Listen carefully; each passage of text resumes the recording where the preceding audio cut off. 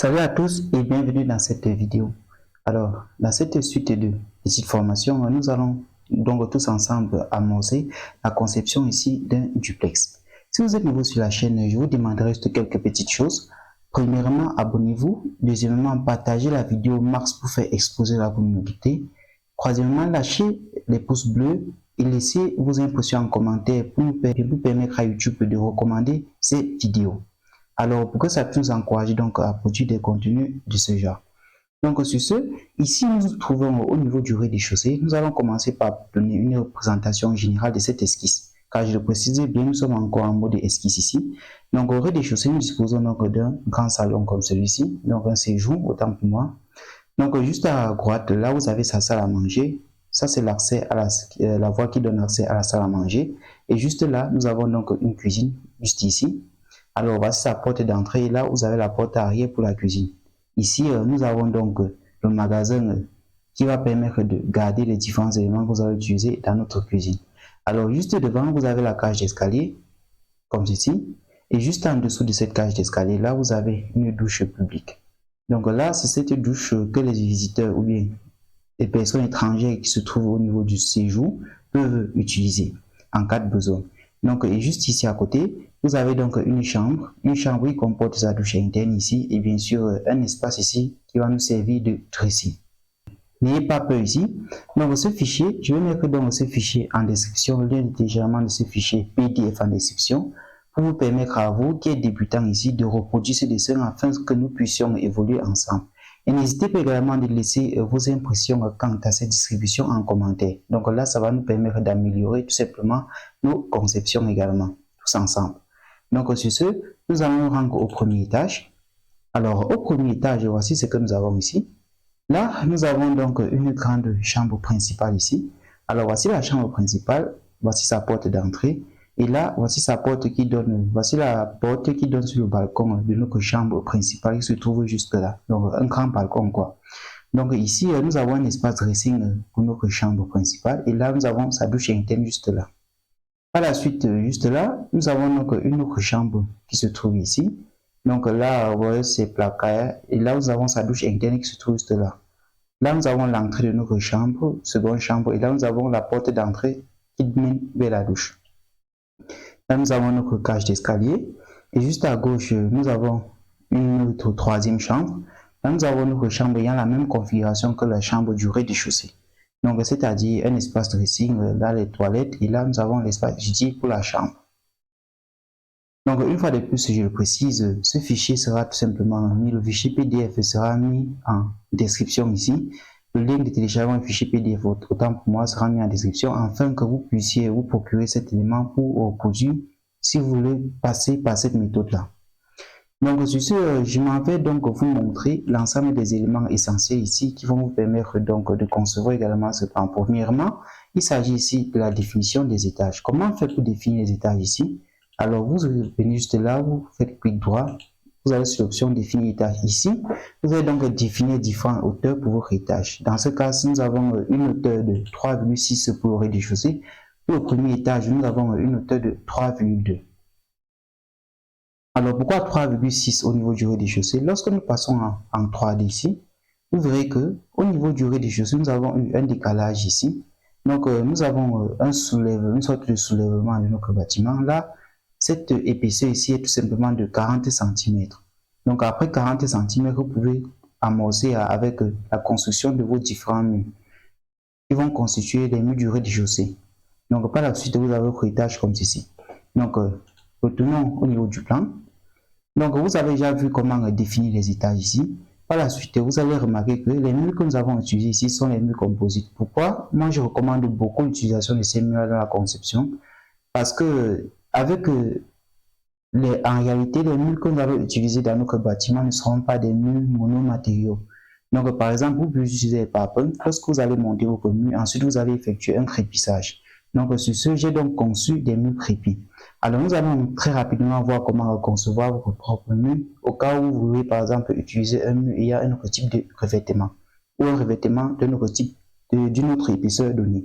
Donc, pour le faire, vous vous rendez donc dans Options. une fois dans l'option, vous allez là attribuer l'élément. Attribuer l'élément, vous allez donc dans structure composite. Vu que c'est une structure composite que nous l'on définit ici, donc dans le cas de notre mu ici, alors si c'est un mu composite que vous définissez, vous allez sélectionner uniquement l'élément mu ici.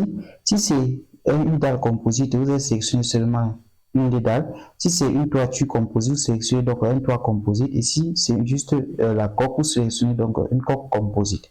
Donc dans notre cas ici, il s'agit d'un mur composite. Alors une fois que vous avez sélectionné votre élément, vous allez ici cliquer sur nouveau. Une fois cliqué sur nouveau, vous cliquez sur nouveau par la suite et vous entrez donc le nom du mur que vous souhaitez construire. Alors, juste ici en bas, vous voyez les deux murs que j'ai eu à construire précédemment pour notre dessin. Donc, dans ce cas-ci, nous allons nommer ce mur-là mur test. Donc là, ce sera un mur test, par exemple. Et là, vous allez cliquer sur OK. Alors, une fois cela fait, vous verrez que là, vous sélectionnez uniquement l'élément que vous souhaitez construire. Il s'agit de notre mur là. Donc ici, vous avez affaire donc à la première couche. Donc la première couche, c'est la première couche du matériau constitutif de votre objet ou bien de votre mur composite. Alors dans ce cas-ci, nous avons notre première couche ici. Vu que nous voulons construire un mur crépi par exemple, là vous choisissez le matériau. Vu que nous avons affaire à un crépissage, c'est un élément de type finition. Par exemple, nous allons choisir ici une finition extérieure, externe crépi. Donc là, nous entrons donc son épaisseur. Donc ici, en ce qui concerne avant d'entrer son épaisseur, nous allons donc choisir son type. Vu que c'est un élément de finition, c'est un élément de type finition. Et là, nous avons encore son épaisseur. Habituellement, l'épaisseur du crépisseur est pris à 1,5 cm, donc 0,015 m. Et là, bien sûr, vous avez la possibilité de définir les lignes que vous allez, le type de ligne que vous allez utiliser ici. Donc, dans ce cas, nous allons choisir la ligne 1, bien le stylo 1 pour la ligne extérieure, pour la ligne en dessous, nous allons choisir le stylo 1.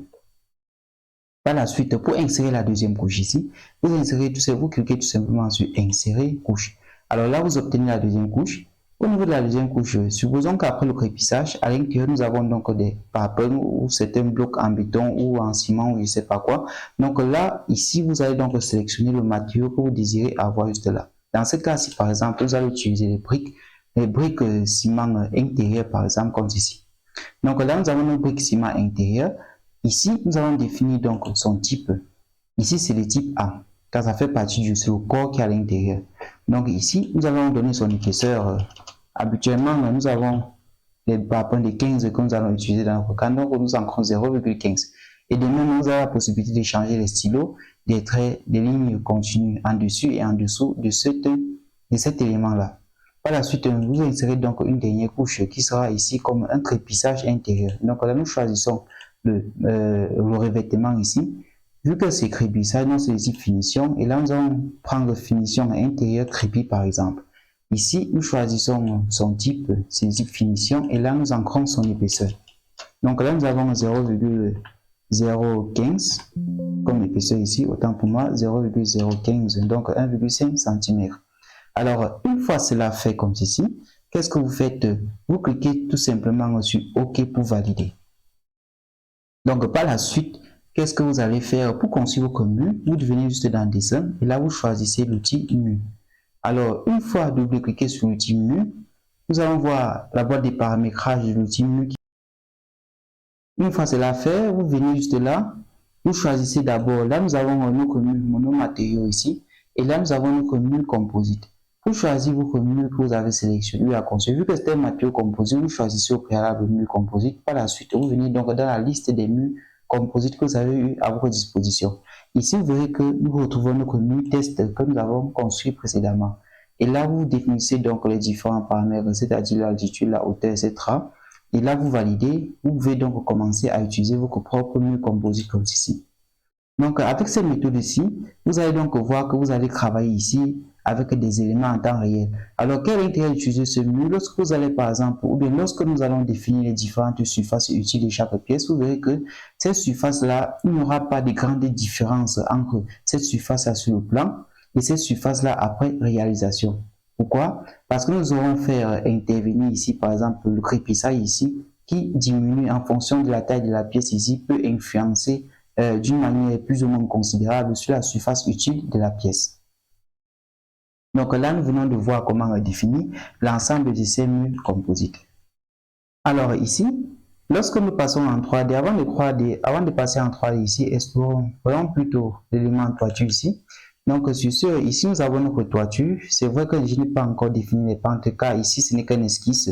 Là vous avez une pente qui va donc de cet élément de ce bout vers l'autre. Donc pour mieux visualiser cela, rendons-nous en 3D. Donc en 3D, voici ce que nous obtenons. Vous voyez que nous avons déjà un élément très joli, n'est-ce pas? Bon, quasiment joli. Bon, il y a encore beaucoup de travail à faire, mais bon, c'est déjà ça. Donc ici, lorsque nous rendons au niveau de la toiture, vous voyez, là nous avons notre premier pan ici, notre premier pan de toiture juste là. Là nous avons notre deuxième pan de toiture juste là, et là nous avons notre troisième pan de toiture juste là. Donc ici, ça c'est qu'un esquisse de ce que nous sommes censés avoir en 3D. Alors en ce qui concerne ces motifs, ces différents motifs que vous voyez ici, donc des formes particulières comme ceci. Si vous ne savez pas comment les construire, faites juste signe en commentaire et là, nous ferons donc une vidéo particulière montrant comment construire cet élément. Mais je le dis à nouveau, l'ensemble de ces astuces de construction, vous les retrouverez dans cette grande formation portant sur Archicad, une formation complète portant sur Archicad. Et ici se trouve cette chaîne Eman Engineering. Alors je mettrai naturellement le lien de cette formation à nouveau en description pour que vous puissiez entrer en possession de celle-ci. Donc sur ce, on se retrouve donc très bientôt pour la suite de ce petit projet. Alors avant cela, j'aimerais donc vous rappeler, abonnez-vous au maximum, partagez massivement la vidéo, faites exploser la communauté. Alors, likez, laissez vos commentaires et on se dit à bientôt.